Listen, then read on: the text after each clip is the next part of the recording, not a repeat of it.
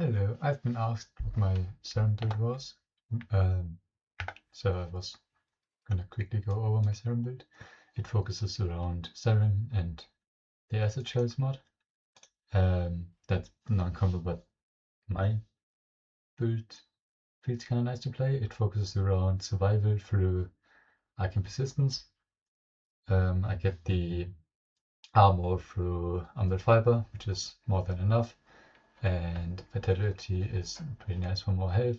Strength is good, and it's basically just mold spam because I don't get 500 per second. I only get 138. But if you spam mold enough, you have enough. And you can spam it because with Hunt Adrenaline you get more energy than you take damage. So you can just spam that and it's pretty nice. I also get some more strength.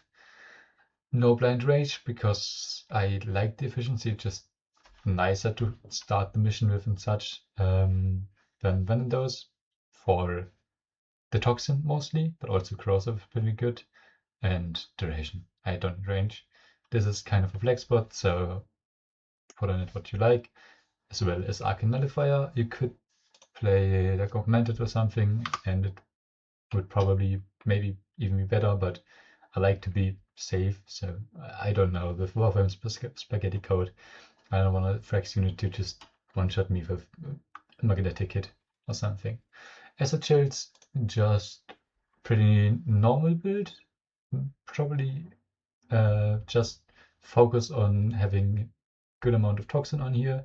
You don't need toxin here. It's not counted into the toxin calculation because toxin behaves different. It double dips, or rather triple dips, I guess, with Toxic Lash, which is why you would want to have it, but on here this doesn't really affect it, and I like the magnetic together with this magnetic to kill Frax units faster, which you won't ever feel other than level cabinet. Don't think even there you'll have anything that comes remotely close.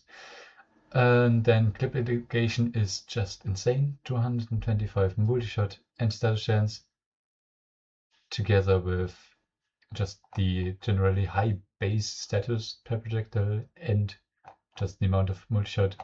Your status application is absolutely insane. With 2 shots you have full corrosive and viral corrosive from Venom Dose from the frame and magnetic. Also after like 2 or at least I guess 3 shots you should be full. Then just the status damage from here together with 97 status damage from here is more than enough. Strength is pretty nice because of Roar, Toxic Lash, and Venom Dose all scaling with it, as well as the mold heal. So you want lots of that. You can also do like your Madara stuff or Grimnoir, but you don't need it this much.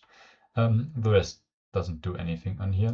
Also the Parasite, the Pharaoh Predicite for more toxin, but this is really not relevant, and it's better to just focus on reinforced bond. Tenacious bond also not needed. I don't go for crit. You don't crit with Toxic Clash, and it's mostly about getting the first kill. The damage is definitely high enough. You can trust me there. I guess you have no other choice than testing it. So yeah, and survivability.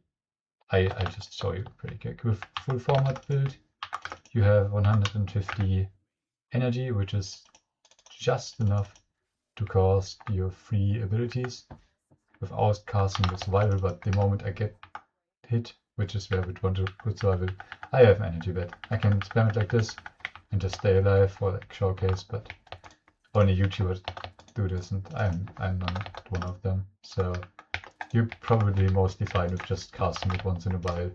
Only if you jump in a big group, you're gonna have any problems. And as you can see, I casted it once, and I can cast it again, and it's just gonna stay active while you run around and do your stuff. And the nice thing about this build, why I like it more than like any other build, is that you can use it in other missions than just survival or some missions where just most of the builds actually look good. So, for example, Sevagov doesn't really feel fun in most missions because you run out of energy, or you don't have enough enemies, or your enemies are low level. So there are lots of problems with many builds, I find. But with this one, as long as somebody can hit you, you'll have energy, and then you can cast your stuff and just run around everywhere and kill everything, which is really nice. So for bounties and general missions, but also fast missions like wishes or also survivals, this build just feels comfy. You don't die up to level cap, because obviously it scales everywhere the same with the max damage you take.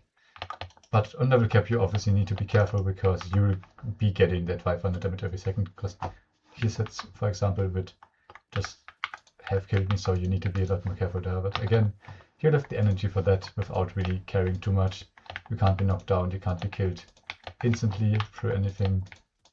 So don't run in any nullify bubbles and you'll be just fine. Well, that was it. Bye bye.